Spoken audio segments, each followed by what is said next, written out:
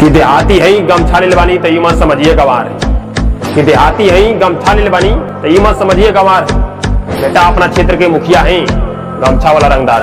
भोजपुरिया जवान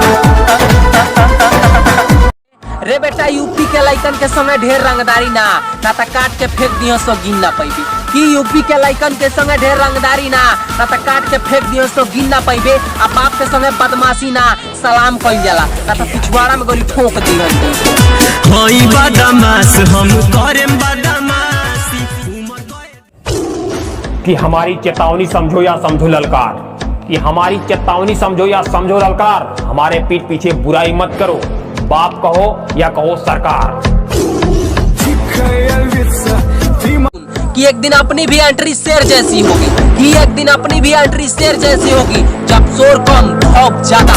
होई बदमाश हम करेम बदमाशी।